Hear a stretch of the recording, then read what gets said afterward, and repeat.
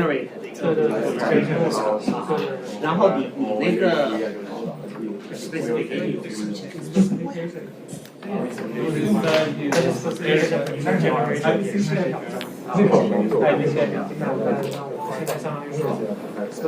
You have so many ideas. No, he's so Interesting. Oh, yes.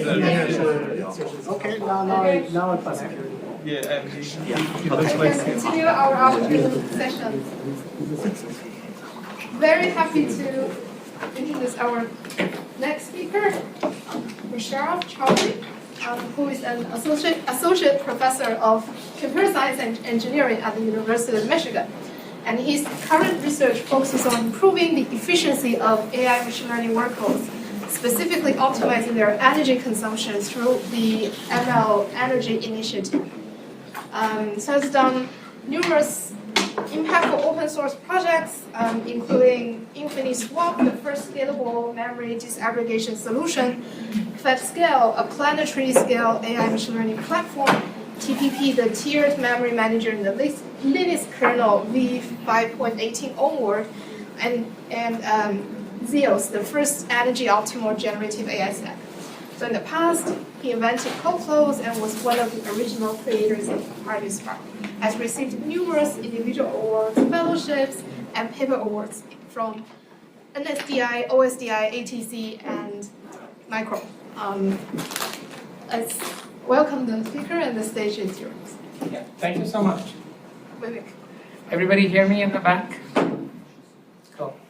Yeah, so I'm going to talk about how we can build energy optimal AI, or how we are working toward energy optimal AI rather, because I also don't know what would be optimal, but we are working toward it.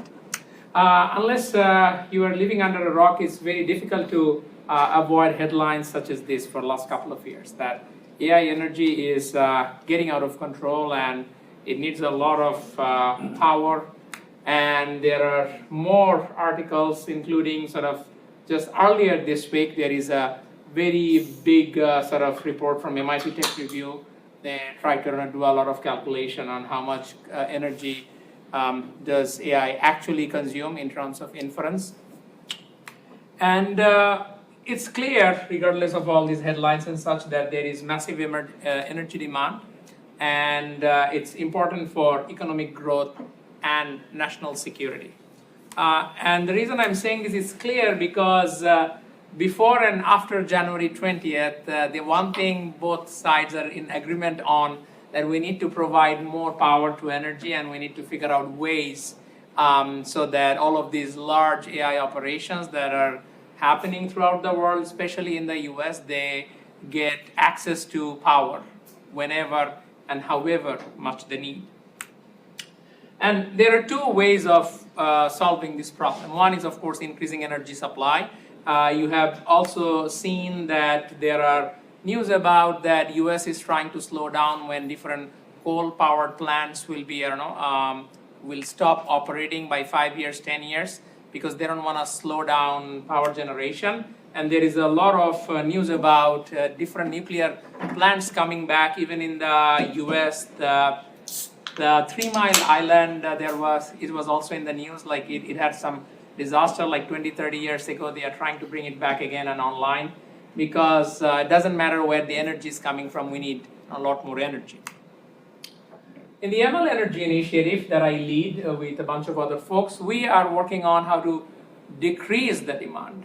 So instead of, or in addition to, let's not say instead of, in addition to increasing supply, we want to figure out, do we really need all the energy all of these AI models are burning, and what can we do about it? So at a very high level, our goal is to build energy optimal AI systems. By systems, I mean software, hardware working together to serve whatever AI model the ML people are coming up with. And we want to elevate energy to be a first-class resource, especially in systems, but also in computer science in general, so that we understand where is energy going. For time, it's easy. You look at the wall clock, call a time function in your code, and you know it took 3.7 microseconds or whatever, then you optimize.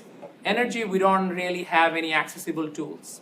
We also want to manage energy usage at the model level and optimizer and algorithm level and software level and hardware level. Earlier in the morning, we heard some of the approaches in terms of quantization and how you save energy, so there would be one of these approaches. And then finally, we also want to expose the performance and accuracy, the trade-offs they have with energy efficiency. To make things more energy efficient, you might have to give up some accuracy, as we have seen in case of quantization. And there are other different means. And there are also sometimes what we have found in our work that there is a trade-off between energy and performance you can get. To make things go faster or slower, you may have to spend significantly more energy or significantly less energy. So in this talk, I'm going to talk about three things. Hopefully I will have time. One is where do the joules go? So joule is the unit of energy measurement. You are doing AI. Where are they going? We want to be able to measure them. And we want to reduce what I call energy bloat. It will become clearer later, but we want to figure out how can we save energy that are being wasted and how to navigate the performance energy trade-off that we found in our work. And by the way, feel free to stop me at any point in time. So the first question, where do the joules go? The question sounds very simple and we should be able to, give an answer. It turns out there are many, many answers, and all the headlines, except for the MIT Technology Report, all of them are coming up with some estimations based on something called provision power. When you buy a server, you provision power, so when the server is running, your basically circuit breaker doesn't trip. And this particular set of numbers are from a paper from Microsoft in ASPLOS 24 last year. And they are saying in an 8x A100 GPU server in their data center, they roughly assign or provision 50% of the power for GPUs. By fan, I mean cooling of any sort. Like cooling didn't fit in PowerPoint when I was trying to put the entire word cooling. And that's like a significant chunk. CPU takes some, memory, disk, network, all of them are tiny sliver. And this is all good, but it turns out that we don't really know how much power is consumed. We have a very good idea of how much power has been provisioned. And there are many estimations based on just multiplying that. So for the last 4 or 5 years, we are building this software platform called Zeus. It's an open source Apache V2 project, which also recently have been sort of accepted into the PyTorch ecosystem as an ecosystem project. And there's a lot of things. It's not just 5 lines, but you only need these 5 lines to measure the energy consumption of anything you are running on any NVIDIA GPUs. And more recently, we have added support for AMD GPU. So for the same thing, would be getting the, how much energy is consumed by whatever code block, however much AI you have in the middle. You just say begin window, end window. So it's very similar to how we measure time. Begin time, end time, subtract, we get the number. So I will not go into the details of the software side of things, but this is the interface and the usage is as simple as that. But we have used this tool to measure the energy consumption of lots and lots of open source model ranging from LLMs that are for chatbots and code generation and multimodal models and image generation, video generation, and we continue to keep measuring them. And x-axis are of course all the names of the models and their size. Y-axis is the normalized power draw. The reason I said earlier that the provision power and actual power draw or power consumed energy are not the same, because except for the very compute bound image and video generation model, none of them can really draw all the power that in theory you could draw when you're running on a GPU. The reason being some of them are basically memory bound. For LLMs, it's well known that during decoding especially, you end up bottlenecking on just doing a lot of memory transfers. For multimodal model, they are somewhat in the middle, because first they have to process the images and audio, which is compute heavy, and then they move into the decoding phase. Then they become less power drawing models. And image and video, many of them, the ones we ran, are basically diffusion models or variety of diffusion models and variations of them. They are very compute heavy, so they can draw at the full rate. Yes? How to measure the power, like for diffusion model, you measure how many steps? Is it end-to-end measurement or particular something? So all of these are end-to-end, so we have a specific workload that are described in the ML energy benchmark. And it's not just single query, it's like hundreds and thousands of query, and they are all run, then they are averaged over, and there are some fixed step sizes, and of course you can play with step sizes. So the actual settings you can find in the paper, but we wanted to fix something, and given the fixed workload, and the workload of course is not the same for LLM versus diffusion, but for each of the category, we have a set workload and we run all of them, then we take the average, then we plot it. Because looking at the model, actually like 70B, those like 123B, this language model is much bigger than the Yeah, it's much bigger. So the y-axis is the normalized average power draw. It's not the total energy consumed. So in the paper, we also have the total energy number. Then the numbers will become bigger. Oh, I see. Yeah, they draw less, run longer, and I don't know, forever. And then you end up consuming more energy. But this is just to make a point that the provision power is very different from the power or energy that drawing. So when people are making this projection that, okay, in 2028, we'll need more energy than Netherlands and Ireland and whatever, many of those are based on provision power. But actual consumption is, in most cases, those are about chatbots and ChatGPT, because that, I know, sells well in the news. But they are at least off by twofold. And actually, it will turn out it's not twofold, it's much more. So that was A100. When you go to H100, it's much more efficient in getting things done. So instead of 50-60% now of LLMs, same workload, same model, their average power draw went down to 40% or below. And as GPUs get more and more powerful, as efficiency increases, all of those projections, they are still worrisome, but we are doing work now to pull it down at the hardware level. We are doing work pulling down at the algorithmic level. So these are the only two things I point out. There are many, I don't know, findings in the paper, but these are two models, both Phi-3. One is mini, one is small. Mini is actually smaller than the small, so it's 3.8 billion and 7 billion. But mini actually draws more power than small, even though it's half the size. The reason being, this is multi-head attention and that is group query attention.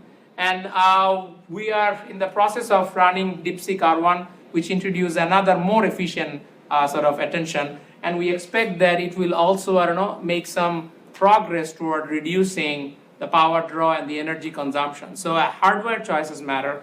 Algorithmic or your attention design matters. It also matters how models have been deployed. So these are very similar model. One is SDXL, Stable Diffusion XL, and Stable Diffusion XL Turbo. And they have been deployed, one to generate bigger images, one to generate smaller images, and of course smaller images need a smaller amount of work and draws less power. Yes? I'm assuming that in these blocks, the smaller the number, the better, right? Yes. So I can, if I have a task, I can make it sequential, and therefore I'm using the GPU less, and therefore this plot is going to be basically... Yeah, I get it, yeah. So, I mean, actually in the paper, we also have the actual energy number, because energy is integration over time. So you are saying that you could make the y-axis low and make the time infinitely long, exactly, and then it will look really good. But in these cases, I mean, that type of degenerative case don't really happen, but we also have the numbers for actual energy measurement. The reason the slides actually have this axis instead of energy number is because there is this lot of things about where people just calculate and project based on provision power. We just wanted to make a case that the provision power and the consumed power are very different. And also there are other factors matter in terms of how big the model is, like, and how chatty the models are. Sometimes some model, I don't know, can give succinct answer, and sometimes they just keep talking. The more you talk, the more tokens are generated, the more energy at the end are sort of consumed. And similarly, we also didn't really dig still too deep into sort of this very long context model, because when you have very long context, then it will become prefill heavy, which is compute heavy, then they will draw more power. So these are like our workload here are classic sort of chatbot type of thingy. You just say hi, hello, that type, and not like upload entire like a thesis or 10 of them and then asking questions. They will look very different. But the point is not really any of the numbers. The point is we need to have tools that can measure with reasonable accuracy. Of course, here the tools rely on NVML and the accuracy of NVML, and for AMD, whatever tool they provide, however accurate they are. We have talked to a bunch of NVIDIA, like hardware folks, they said it should be within 5% plus minus, so it's not perfect, but it's very good estimation. At a minimum, this is much better than just saying a worst case power drop, say B200 is 1200 watt or something, so it's always 1200 multiplied by 100,000 GPU by something. No? It's a function of work that is going on, and even then the servers and data centers are always not fully loaded. There are diurnal patterns of user activity, there are more users, less users, and so on. So a lot of things affect how much energy AI is actually consuming. That is the point, not necessarily any real numbers. Like more than the numbers is just to make a case that we need tools. And so we've been building these tools and building some benchmarks so people can measure again fixed set of workloads, and we are in the process of adding more workloads in terms of long context, in terms of like quantization, in terms of like the GPUs that are not really at the server grade, but sort of people that have in their desktops and such. So we wanna, we are continuously working to expand it. And all of this information are available in this ML Energy leaderboard, which basically we update every 6 or so months. The main reason we cannot update it every day because we don't have enough GPU and money to burn all of this energy to calculate the energy. Like you have to burn a lot of energy and money to know how much energy they are going to take. But we hope to do it.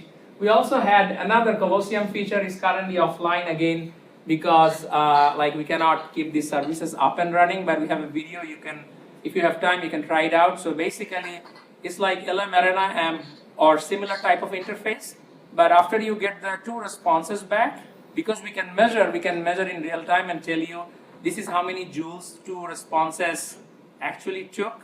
And then first you say I prefer A or B, then we show the energy, then we ask you again, like now do you still think it's that much better, given that it's 10x more energy consuming and whatever. So I mean we did run it for some time and we got some interesting results, but we couldn't run it long enough to have sufficiently large population where we can make, I don't know, any statement about how do people feel about energy sort of awareness, because everybody, if you ask them, they care about energy and such, but we wanted to quantitatively measure how many of the people actually switch their answer because it's now like 2x more. So these are some of the things we want to do if we can get access to resources to keep them up and running. So we have the tool, then we also wanted to know how to optimize energy consumption, and I will get into what we mean by bloat.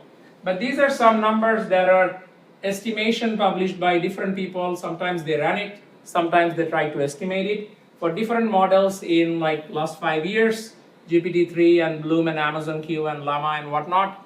And the rightmost numbers are how many megawatt hour energy was needed, estimated, to train those models. So you can see like 1200 and 11,000, and even Llama was 2.5 gigawatt hour.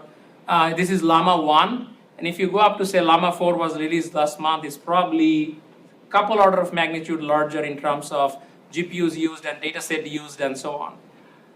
So just to compare, this is from US Energy Information Administration. To get 1 megawatt hour energy, you need to burn 1,140 pounds of coal. And now you multiply by 11,000 or 11 million, whatever is the right megawatt hour they need. It's mountains of coal you have to burn. So we wanted to figure out how is energy sort of being consumed. Earlier part was about inference, then we want to go into training.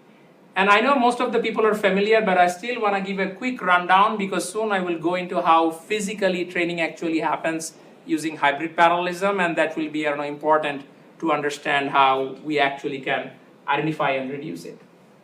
So single GPU training, everybody knows you have a model on the GPU, you give a batch of data, it trains through it. And then data parallel is the model still fits in the GPU, but now you divide the data and you send it through replicas of the models. Then the model eventually, for large model, of course, they became large and they don't fit in a GPU. Then you have to divide each of these data parallel pipeline and make a pipeline out of them, because model is too large, cut it into pieces, create stages. So you have 4 stages, and then you take your data and you create sort of 8 micro batches, and they slowly flow through all of these stages in a pipeline. And I will give another more clear figure, but basically what's happening, we divide the model across many GPUs, we divide the data, and then all of these things are happening all at the same time. So when pipeline parallelism, which is the most common way you train very large model, is happening, this is what roughly it looks like. In the x-axis you have time, y-axis are different stages. Each of the stages in our example is a GPU. Typically it would be a machine with, I don't know, 4, 8 GPUs, and you divide the model across all of them. And as many have, I don't know, talked about before, that you have forward pass and backward pass. And all of the micro batches are numbered. So we have here, like, I think 8 micro batches, and they are flowing through. And your computation will go all of the forwards, and after you go to stage 4 of a particular forward of a micro batch 1, only then backward of that can happen. So they have dependency between that. But for an iteration across 4 stages, this is what it looks like. There are 4 pipeline stages, 8 micro batches. This 1 forward, 1 backward schedule. This is like the classic way of training these models. And so now there's a slight change. What I did is that I have drawn them to scale for GPT-3 1.3 billion model running on A100 GPUs. And so this is sort of precisely how much time they took when we did this thing. And then we used our tool to measure how much power they are drawing when they are running on average. Each of the computation stages, forward and backward, in different stages, as you can see, they are almost all of them running really hot, close to 300 watt. So these are A140 gigabyte GPUs. I think the PCI Express version, so they are limited at 300. There are other variations that go up to 700 watts. And so far so good. We have pipeline parallel and we have colors of the, I don't know, heat map. And so this is the critical path of computation. Everybody is familiar with critical path, like these are the set of computation that dictate the end-to-end runtime of this computational graph.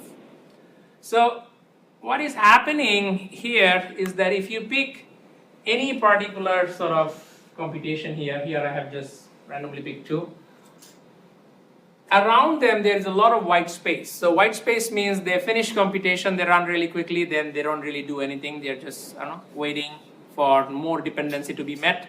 Then that stage that, I don't know, does more work. So in this case, after F7 is done, it will have to wait for a little bit, because B4 in stage 2 is not done, then B4 here can happen. So what we can do here is, and what we actually do in our work, is we slow down a lot of this computation. Going between the two, like this is where they originally are today, and we slow down almost all of them, everything outside the critical path. And so we very precisely figure out how to set the frequency of all of the GPU at what point in time at tens of millisecond granularity, and we switch all of them, and we just keep the critical path running at full speed. Everybody else is slowed down to the point where they are slow, but they are not so slow they themselves become critical path. So that means your time will still remain fixed, but you can, I don't know, make everybody run at a lower energy level. We do it by precisely determining what frequency to use for what computation at what point in time, and we have built an entire software system which is available on GitHub and is actually very well documented. So if you want to try out, you should try out. It actually, figures these things out and get it done. So that's intrinsic bloat, because this is within the pipeline, you still have a lot of opportunity. There's a lot of opportunity for extrinsic bloat. Remember I said you have data parallel pipelines because there's too much data. So what happens is that for a variety of reasons, instead of synchronizing simultaneously, some of the pipelines can become slower because of straggler. It could happen because maybe they fall under some power capping, maybe they fall under some thermal throttling, maybe they had some weird hardware bug, is just running slow. Whatever it is, if one of the pipelines out of thousands runs slow, everybody else are just running unnecessarily fast. Because it's synchronous training, running fast doesn't really help anybody because you will still have to wait for the slow one. So again, what we can do is we can slow everybody else down so that they don't finish too quickly. They run slowly and they finish with whoever is going to be the slowest. And so what we found, like the core of the work, is we find these iteration energy and iteration time sort of frontier, where if we run all computation at maximum speed that we have seen before, that happens today. This is say whatever energy they consume and whenever time they finish. And if we reduce the intrinsic bloat within the pipeline, we can save a bunch of energy, because now is the same time, as you have seen, critical path is the same. And then for straggler, some of the pipelines have become slower, so their time has gone from here to there because they got some whatever going on, straggler going on there. And so we find all of these points and identify the one wherever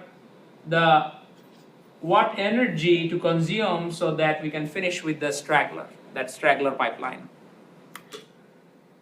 So by intrinsic and extrinsic energy bloat reduction, we actually go down much, much further and save a lot of energy during the whole training. And so it turns out there's a lot of stuff in the paper. It says is NP hard and such. And what we ended up doing, we came up with an approximation algorithm which sort of works on the other way around. So the way it works is that we run everything first. We start with, when we are searching to find this frontier, we run everything with the lowest frequency that is allowed. So you cannot run slower than that. And then we reduce the iteration time by unit time. We make it slightly faster and see to make it 1 unit time faster, how much energy increase we need, the minimum energy increase. And so what we do is we draw the entire frontier backwards. So we start the slowest, and then we slowly increase sort of their speed until we get to the point where our speed matches the speed that we already know when everyone was running at the fastest rate. And by doing all of this, we end up with sort of the frontier. And once we have the frontier, then we know how to set the frequency so that they run however way they do. So this is an offline process that happens at the beginning of the training, and it takes several hours. But the trainings typically are months, for really large model. So we believe that it's worth it to spend like 1% of the time to figure out the best energy configurations. So Yes. you're putting the whole GPUs, you're running a small part of the GPUs to test this value? No, we are running like the whole, for each of the stages that we created, we are running that stage on the GPU, and then for all the frequency that exists is an exhaustive profiling of everything, all frequency across. We are assuming all the GPUs are the same, so we don't have to run on every single GPU. So we take any GPU, they are all equivalent, and we try all frequency and the computation and draw the frontier. So, yes. So basically, you said that some of the GPUs are slower than the others, right? The stragglers, as they name them, right? So, and then since it is done during the offline time, and you can profile the GPUs, know like these are the slow ones, you can use them for the parts that you want to slow down. Yeah. So thank you. That's a very good question. So we don't know when we are profiling that is going to be the slow one. So sometimes they are slow because there is some hardware bug. More times they are slow because of external factor, like in data centers, they have power capping algorithms, and then slow down different parts of the data center so that the energy, the total power draw doesn't exceed some envelope.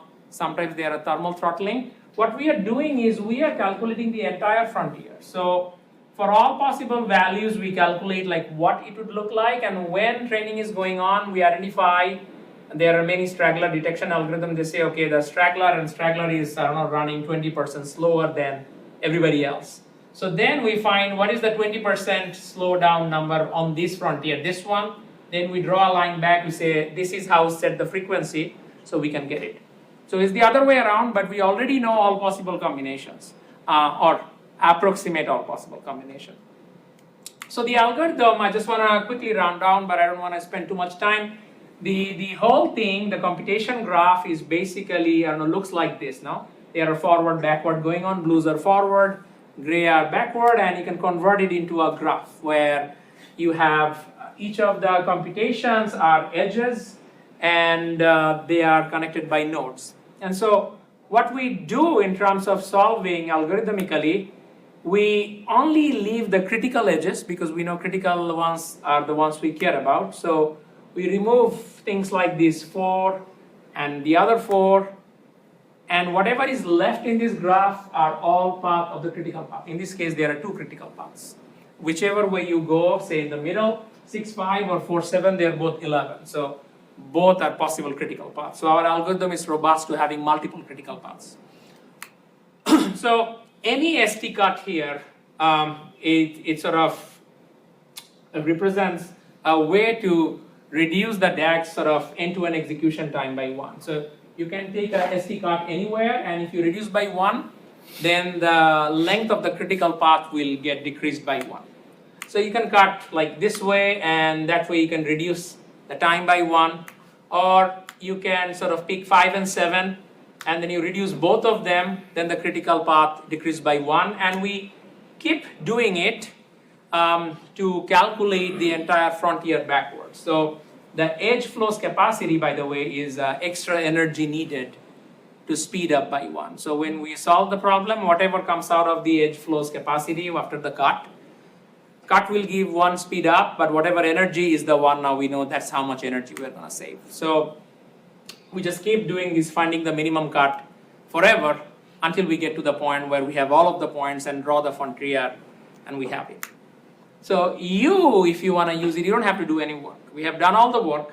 It's also integrated with Zeus again. Again, like before, you create a monitor, and this is called the pipeline frequency optimizer. And then this is actually like Hugging Face transformers library. And you just say transformer.trainer, give all of the thing you do, you just give an extra callback, which is a Zeus optimizer callback, and it will actually do all of the optimization for you without you having to do anything. Like constraint like using Hugging Face transformer trainers. If you have customized trainers, then does it still work? Or? It is going to work. It needs a lot of engineering work to integrate with Megatron. Like for example, one of our master student had been working on it. More recently, we are working with actually some folks in NVIDIA, probably in another team than yours, where they are interested in trying to integrate with basically Megatron, because they actually reached out to us after they saw our paper, and they want to integrate it. So supposedly they hired an intern over the summer who will, initiate this. But we believe that it is general, because that's why I wanted to show the algorithm part. It's not sort of tied to any particular way things are structured, but rather is tied to the fundamental structure of how training happens. And everybody has similar pipeline parallel execution. So, but engineering wise, we don't have manpower to throw and implement it. So what we have found, and we have tried on variety of models, GPT-3, Bloom, BERT, T5, we can see 13 to 29% sort of energy reduction. So that was for A100, for A40, which is ampere, but worse. You have more potential for improvement. We didn't have access to H100. I think it will save less because it's more efficient. But overall, unless hardware become power proportional, which I think is probably never going to happen, there is always some room. And the main idea here is that in addition to improving the efficiency of individual chip that hardware designers are doing, there is a lot of opportunity across chip by considering the whole pipeline. that single chip cannot do much about. Someone needs to look at all of the chips together, then find the critical path, then slow things down. There will always be some opportunity, and given the magnitude of the problem, even if it goes down to like instead of 29 becomes like 5, still a lot of energy will be saved. And this is like some numbers for some comparison with some other solution that existed that are basically just based on heuristic that can only, they don't have any notion of critical path. That's like some very specific implementation, but we can significantly outperform all of them. How am I doing on time? So we have like 9 minutes, at least according to my watch. So I think I can make it. So the third thing, we wanted to look at, and incidentally, I'm describing things in the complete opposite order of how things happen. So, but third thing we wanted to look at is how to navigate this performance energy frontier. So this we had to do for smaller models because we wanted to train to completion. So this is an older model Deep Speech 2 a while ago. X-axis is time, y-axis is energy. And we trained with many different hyperparameters. All of the dots is a full training. And how much energy it consumed to train to the end, and sort of energy and how much time it took to get there. And the time here is time to accuracy. All of them reach up same target accuracy, so it's TTA. And so it's not like someone is reaching less accuracy, that's why it's lower energy. There are many, many things. The triangle here is like, at least back then when we did it 2023, you just took PyTorch and just trained it. That is the dot PyTorch would just go with. And even now it hasn't really changed significantly. So the main idea here is like time to accuracy. What is the notion of energy to accuracy? To give a target accuracy, how much energy do you have to spend to reach that accuracy? That's what we wanted to measure and optimize for full training. So energy to accuracy, which is a unit joule, is actually roughly time to accuracy times average power consumed over time. You just multiply. And time to accuracy is number of epochs and average epoch time. So however many epochs you have, and on average however many they take. It turns out two things that affect things significantly. One is the power limit, which is like in NVIDIA GPUs, at least you can set a power cap, and no matter what happens, it will not exceed the power cap. I mean, it may just cross for a short amount of time, it will be brought back down. The other one is batch size. Batch size affects sort of the convergence of the model. It has nothing to do with power, but again, energy is not power, energy is over time, as someone pointed out earlier. So your convergence means how long it's going to train. That also affects energy. So we found these relationships that the batch size affects epoch time and average power and so on and so forth. Batch size essentially affects almost everybody, we found. But what we did, and I'm just rushing for the sake of time, is the same plot that I shown is just zoomed in with bigger dots. For different batch size GPU power limit configuration, we trained the same model, and in the paper there are many, many other models. It's not just this one model, including some that are language models, not just speech or image or such. All of the points trained to the same accuracy. And this is how much energy they took, and this is sort of time they took to reach the fixed accuracy point. That was for each model, we picked those numbers based on their original paper, whatever they wanted to get to. And we swept all batch sizes and all power limits. And these are all of the dots. So we had a few A40 GPUs in our lab, so we ran for months, trained all of them. And then again, burning a lot of energy to figure out how to save energy. What we found is this clear frontier where you can see that these are the batch size and power limit pairs, tuples. And they are not necessarily the same, and there is also not any clear winner that's best in both dimension. You either have to give up some time to save energy, or you spend more energy to save time. But you get this rough frontier, and this is true for a variety of other models that we have tried. So this paper was focusing on, okay, this thing exists for many of the models. But like not everybody has time and money or energy to actually, I don't know, try out all possible these things and then figuring out what is the best pair. So they can use it. So what we wanted to do is, we wanted to quickly find, through a search process, given some parameter, as a user you can tell you care about time more or energy more by eta, and if you set eta to 0, that means you don't care about time at all, you only care about energy, and vice versa, or 50-50, whatever. It just does a search to figure out how to get to the point that optimizes your cost function for your chosen value of eta. So what it does is that this is sort of our exhaustive search thingy with basically grid search of all batch sizes and say all power limits. I mean, of course, the step size is pretty big because by all, we don't really have that much time and money to try all. And so what happens in grid search, you basically want to go through all of them, then you find, okay, this is the minimum or somewhere there. For Zeus, it uses a search algorithm which, without having to try out all possible combination, it finds a very good configuration really, really quickly.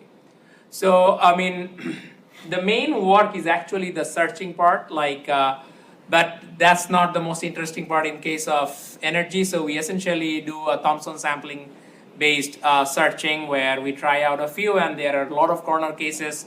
In the paper we talk about how we get stuck and how you can get out of the corner cases. But the point being, even though there are many, many possibilities, one can come up with these search algorithms that can effectively and significantly cheaply try out many configurations to get to the solution or close to the solution quickly. Just out of curiosity, based on your observation, is the space convex? The search space, is it convex or non-convex? I am not 100% sure if it's which one for all of the models. There are many, many models we tried, and I think they are not all the same. That's what I remember. I think like in the paper we probably, actually it's been a couple of years, but probably we should have a table where we should talk about it. But I don't recall on top of my head if they are all convex. So, oh yeah, I'm at the end. It turns out that I want to thank all of them who actually did all of this work. These are the ones with the photos are my PhD one students. J1 is the one who leads all of the efforts. And then there is a lot of undergraduate and master's student and a bunch of other colleagues outside our department. And the lesson I will end with is that there are a lot of numbers that goes around in the news. Not all of them are precise measurements. So the MIT Tech Review article I mentioned that I endorsed is because like we've been doing this research for a while, and we worked with them for the last 6 months, sort of collecting a lot of numbers for their article. And so those numbers are the ones that we have measured ourselves in that article. So they have this like big thing about like a lot of different energy of AI thingy. So they've been working on it for 6 months. So those numbers, at least I would endorse because I know that those numbers are measured directly. The other part is there's a lot of energy being consumed, but many of them actually could be bloat because hardware is significantly more efficient than the software stack we have nowadays. Software things that were used, they are often not very, what I would say, tight. They have a lot of this wastage everywhere. And I feel like the hardware folks have done a lot of work to get to an efficiency point where software people like me, we are not doing a great job in actually extracting, and we are just throwing a lot of efficiency improvement on the ground. Even though like in theory, hardware could be really good, when we run, they are not as good because our software is not very good. So there should be a lot of software work. And with that, I would end, and I would like to, I'd be happy to take questions.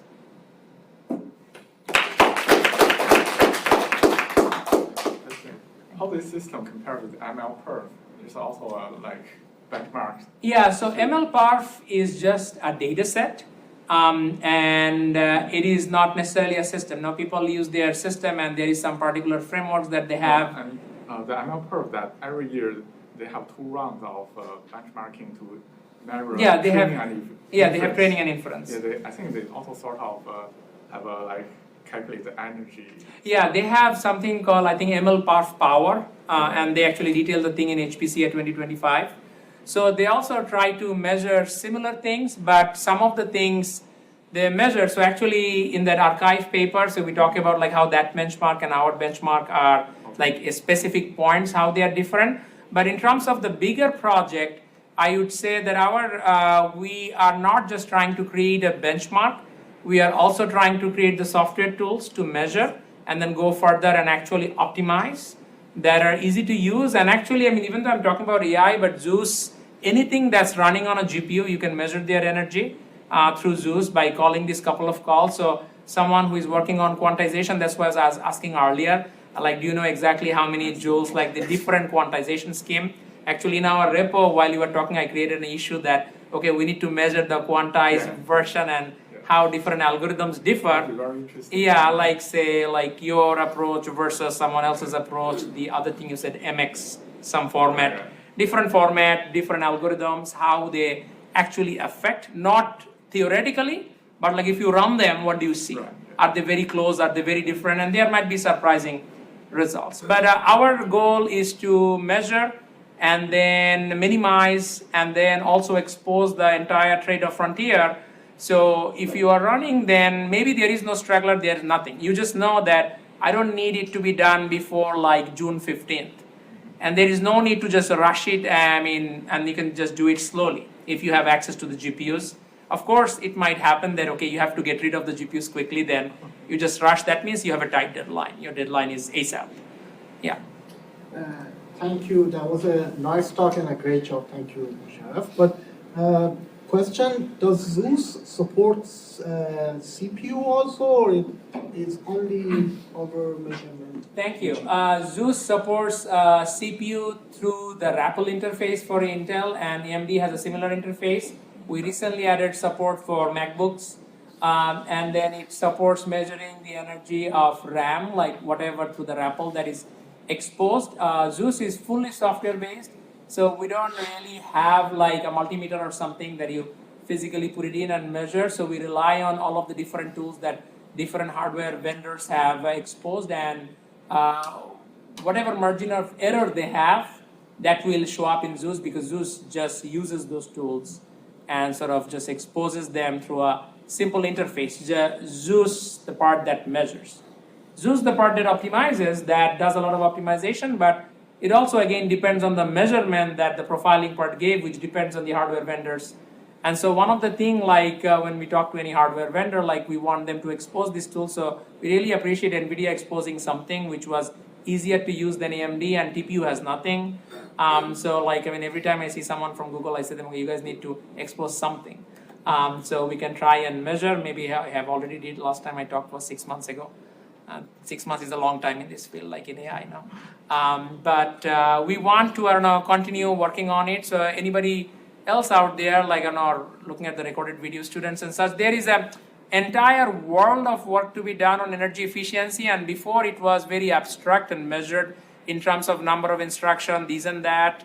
But now you can just directly measure and empirically see like how they differ and how different choices affect things. And I think it's going to be a big research area, especially given that like all of the big AI CEOs, like they keep talking about, they are not bounded by money, they are bounded by power. Like they just don't have enough power to fire up another data center with 100,000 GPU. That's another reason like all of them went to Middle East now, because they have a lot more power. And they are going to fire up all of those because they are like directly funneled from the minefield of gas into the data center, something like that. I don't know. Yeah, you have a question. Have you tested any of this on like MOE architecture? We haven't, no. I think actually there might be one or two MOE models. I can't think on top of my head. There might be one or two. There's a long list of models like at this point. There. Oh yeah, there is Mixtral. Yeah, thank you. Yeah, so we did Mixtral. Like we wanted to do DeepSeek R1, as I said, that like we had to make sure, okay, this is a checkpoint and we're gonna write it, and then we get to somehow scrape together $10,000 to burn on Amazon and run all of it. Have to use Halter GPU for DeepSeek. Yeah, I know. Yeah. That's another reason. Like, so we'll have to. But yeah, we are. The reason when we are slow is because we don't have resources. to run them. And so that's where we can also use help from NVIDIA to give us resources. So we can run, because like another would be Blackwell now. Blackwell is probably even more efficient, and maybe all of the margins are even narrower, or maybe other way around, I don't know. And all of these people that are building different kinds of attention, as we have seen, even between like multi-head and group query, there is significant gap. And then I keep forgetting the name that DeepSeek people in MLA. Multi-latent. Yeah, multi-latent attention. And then like there are these very customized implementation like flash attention and flex attention and all of them. If we had resources, we'd be measuring all of them just to figure out like what is going on, because I believe that like many of the things will become clearer if we have like real numbers. All of the theoretical understanding is good, but oftentimes, like especially in hardware, they are so super optimized. Like something that may look bad in theory, they actually may be really good in hardware. That's what say flash attention implementations say now. They are trying to do weird stuff so that it matches well with how GPU works, or every generation of NVIDIA GPU that comes out, so they can best exploit. And so we believe that like simply measuring complexity in terms of like mathematical sort of form may not be sufficient anymore, given that the hardwares have become infinitely complex. Yeah. I can ask my last question. Yes. So you talked about like how software lags behind hardware, and you talked about training, right? Just to confirm that I'm not wrong, such an opportunity doesn't exist for inference, right? Because inference is full speed, it's all critical path, right? That's a very good question. Thank you. I completely forgot about it. So actually, it's not necessarily.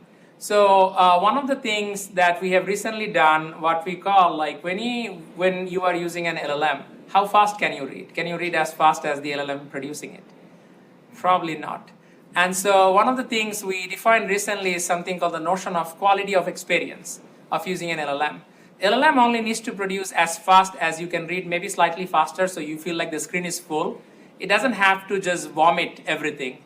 And so what we do in that work, we didn't really focus on energy. We were more focusing on that with the same GPU, you can serve more people in parallel, because currently it's more like finish you and finish you and finish you, and then the other people are just waiting. What we do is that we finish and then we keep switching across people and making sure that our token generation rate matches or exceeds the recipient's rate. So similar idea can be used for sort of energy, in the sense that if, of course, you have a lot of requests queued up, then it will be busy.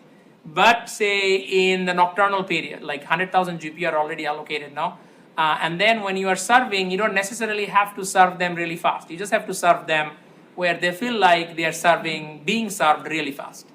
It doesn't have to be really fast. No, I can't tell. And it doesn't make any difference. So yeah, you get that type of opportunity in inference as well. For direct energy savings, what we saw in the earlier numbers with inference is that it's very hard to optimize, because they don't really draw much anyway. When you go to the decoder part, like what will you optimize? They're already at 200 watt or 150 watt because they're just doing one token at a time. But we are also looking into optimizing kernels that run on GPU, like individual kernel, like say attention kernel and MLP and whatever, all ML compilers that exist, all of them, they are optimized for the fastest kernel implementation. But actually and all of the other possible variations are thrown away by the compiler. It tries many things. This is like maybe 1 microsecond faster, it picks it. But there are many others that are like slightly slower, but they actually have slightly different energy characteristics. So we are building an energy efficient ML compiler that will create kernels that are like, instead of discarding everything, it will pick points that are actually, I don't know, infinitesimally slow, but may actually give you 5%, 2%, 7% savings that add up to potentially, can be again another 10% to scrape from the table.